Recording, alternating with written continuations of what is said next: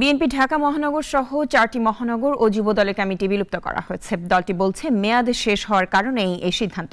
তবে দলটির নেতারা বলছেন আন্দোলনে ব্যর্থতার কারণেই বিলুপ্ত করা হয়েছে কমিটি। শীঘ্রই ত্যাগী নেতাদের নিয়ে গঠন করা হবে কমিটি। রাশেদুল কাদিরের রিপোর্ট। সরকার বিরোধী আন্দোলনে সফলতার লক্ষ্যে গেল বছরের প্রথম থেকেই দল পুনর্গঠন করেছিল বিএনপি। মহানগর কমিটিগুলো সাজানো হয়েছিল সেই লক্ষ্যে। শেষ মুহূর্তের আন্দোলনে মূলত মহানগরগুলোর থাকে অগ্রণী ভূমিকা।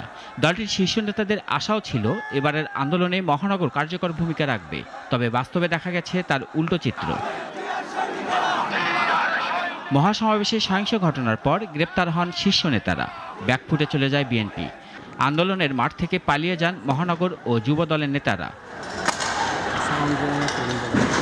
হাইকমান্ড থেকে হরতাল, অবরোধ সহ নানান কর্মসূচি থাকলেও তাতে ছিল না কোনো উত্তাপ।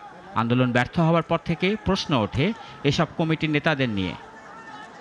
এরই ধারাবাহিকতায় গতকাল রাতে ঢাকা মহানগর, উত্তর, দক্ষিণ, চট্টগ্রাম ও বরিশাল মহানগর এবং যুব দলের কেন্দ্রীয় কমিটি ভেঙে দেওয়া হয়।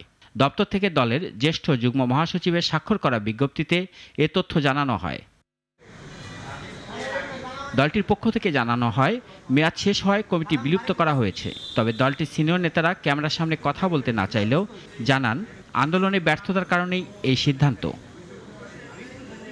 দলীয় সূত্র বলছে নতুন করে আন্দোলনের জন্য প্রস্তুতি নিচ্ছে বিএনপি।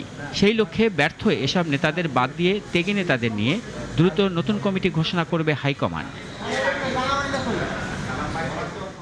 রাশেদুল কাদির, নাগরিক, ঢাকা।